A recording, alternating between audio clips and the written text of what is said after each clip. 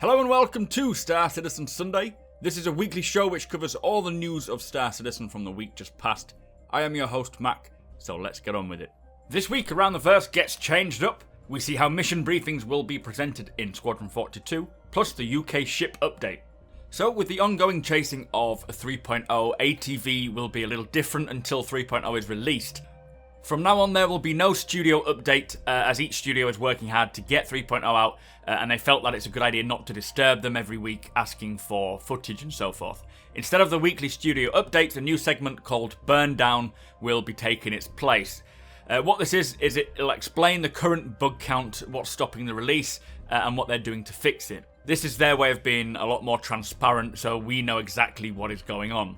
Anywho, in addition to this segment, they have included a bug counter on the production schedule, which I shall briefly show you now. Currently, there are 90 bugs holding up 3.0. 14 of them are blockers, 48 are critical, 23 are high priority, and 5 of them are moderate priority. But these are the must-fix issues before they release it to the avocados. Now, these bugs are not your typical sort of helmet glitches or flickering textures. These are bugs that will literally stop people from playing the game, so they need to be sorted. With that said, the new dates, the Evocottis will get it between the 10th of August to the 17th, the PTU will get it between the 18th to the 31st of August, and then it'll go live around the 4th to the 8th of September. There is always still going to be a deep dive on ATV, and this week it was the secondary viewpoints. So far they have used these for comm calls and holographic volume rendering, but also thanks to the new render detection system we recently saw in previous ATVs, they've just been able to create this excellent and amazing system. So previously the UI was rendered into the game world after the scene has already been set up, which never truly fitted into the game and was more over the top of, which meant things like fog, bloom, flare, those sort of things will never affect the screen and it'll look artificial. With this new tech, they get not only that, but they get much better performance as well. All UI, all visors, holograms, and comm calls use this technology, and eventually it'll be used for things, for example, like mirrors. This allows for real-time rendering, not pre-rendered, so what is happening to the character in the game world is actually being seen through your screen too. This means that the source location of the person you're looking at is the actual location in the game world, not just a pre-rendered cutscene. This is great for things like CCTV as well, live recording, but these cap ships, which is what we saw a lot of, they have big briefing rooms, and they wanted to have the full-on experience. So we saw here it's going to be highly used in Squadron 42, especially for mission briefings. You can see the Adris briefing room, and I can just imagine sitting in there taking these mission briefings. They're just awesome. Next, they want to optimize it though as well, so there's much less impact. Currently, it's very optimized, more optimized than the previous system. But they want to include a more immersive feeling from it, like flickering when the signal is poor, or maybe when your display is damaged. I will be bringing a more in-depth video on this, as this opens up a hell of a lot more possibilities for gameplay. Things like live streaming as a streamer, esports, being able to record esports, security cameras at certain stations, drones as well, like we've seen here, television screens, news reports, comm calls between friends and other ships in the PU. So much possibility. As I say, I will go into a much further detailed look into what sort of gameplay we can expect this will bring. But if you do want to know more technically, please follow the link in the description to this week's ATV and watch it yourself. They do go into a lot of technicalities there, far over my head.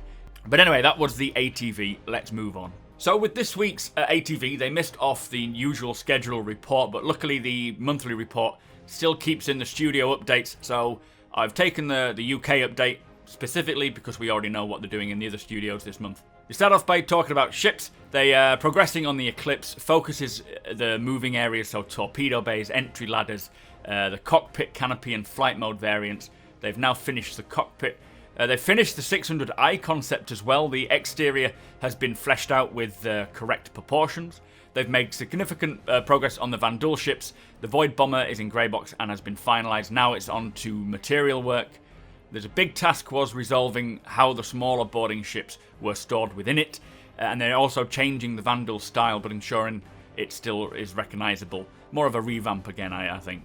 For the Reclaimer, they've wrapped up the work on the salvage and bridge room and the lifts. They've done a polish pass throughout the ship, concentrating on lighting and consistency.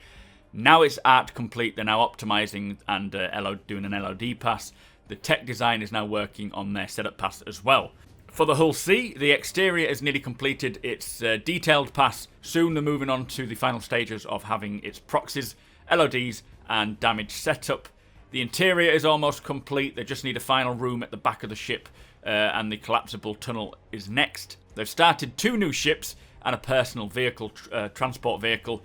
They've also worked on Squadron 42 mission areas, the Hurston shop interiors and landscape development, and Horizon has had the initial development for the landing zone gameplay areas. So in terms of graphics, they've continued to work on the second viewpoint and rendered the texture tech, which we saw in ATV just recently.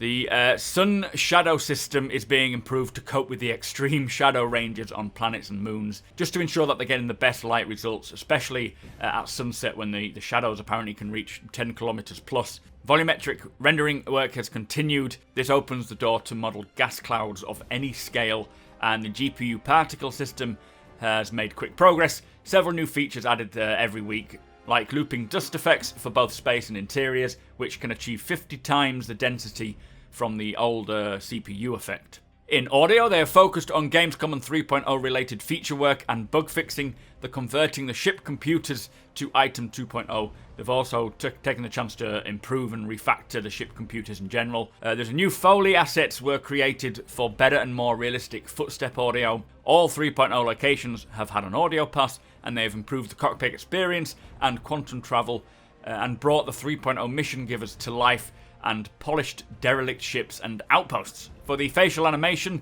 the team has finished off all animations needed for 3.0 mission givers while continuing with Squadron 42 work. Eckhart alone has over 47,000 frames of bespoke facial animation and is one of 13 plus mission givers currently in progress for the PU. So we know of Miles Eckhart and Ruto, there's obviously a hell of a lot more. The new Derby studio will be up and running in about 6 weeks estimated. It's also a place to capture motion capture, enabling easy pickup shoots.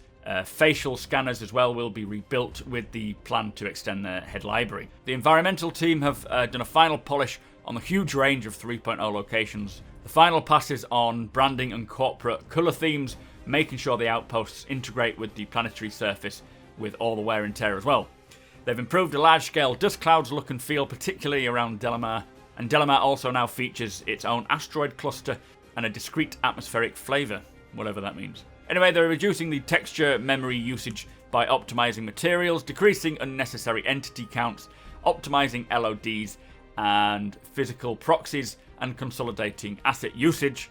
Squadron 42, the Shuban layout is being wrapped up. They're now starting with the final implementation. They're making this facility a believable and functional location with its own transit system, worker routes, refinery, security and medical facility, and hangars connected in a logical way, so that it sort of helps us convince the player that they're in an active working environment.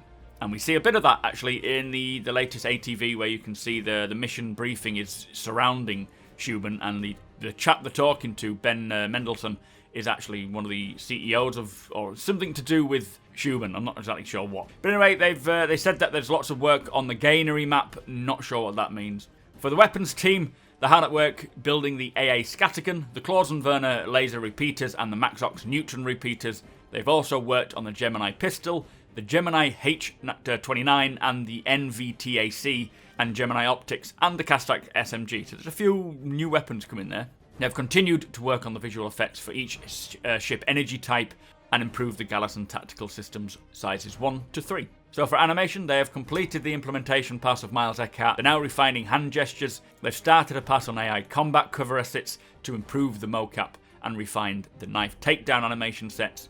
For tech animation, they've got a great looking glass tumbler asset with cheap and robust physics solution, also true liquid simulation in the game. For programming, they've worked on the jumping mechanic, which we've seen, but they wanted to cover the look and feel of jumping when idle, jumping when running, walking, and including jumping and landing from different heights. Lots of work went into the usable tech, so for example, the operator seats. The AI will have a wider range of things they can do, such as turn around and have a conversation, rather than obviously have to stand up and turn around.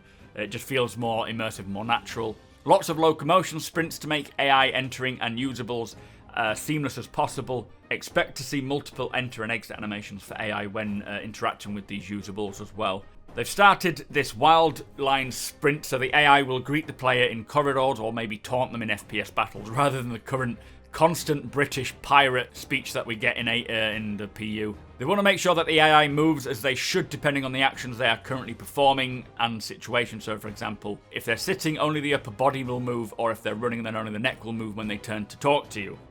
Anyway, finally, the PU live design, they say the player versus player version of the Bounty Hunter mission was completed with its proper code system, and I am looking forward to seeing that one.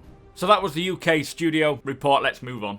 As you know, thanks to my wonderful patrons, we give away a Star Citizen starter package every month. All you need to do is hit that subscribe button and comment on any video I put out during that month. This month, the winner is Red Gamer. Congratulations. To claim your prize, follow the link below to my Discord and send me a DM with your RSA handle and your email associated to your account. Do not worry if you haven't won this month, we have another giveaway going for August, so as usual hit subscribe and just comment below. Also head over to my Twitch. Once we reach 3,500 followers, I'll be giving away a Tumbrel Cyclone. So also this week, Citizens of the Stars featured developer Matt Sherman and community guest Pyrophoric. Terra Gazette post was titled Crusader Admits Crime is on the Rise. Bug Smashers is back, this time looking at the seat issues of the Cutlass. And finally, this month's monthly studio report is available. So that brings us to the end of the show. Thank you for watching, and thank you to our subscribers, plus a massive thank you to our patrons as you make this possible. If you like what we do and want to help us make it better, follow the link in the description to our Patreon page to learn more.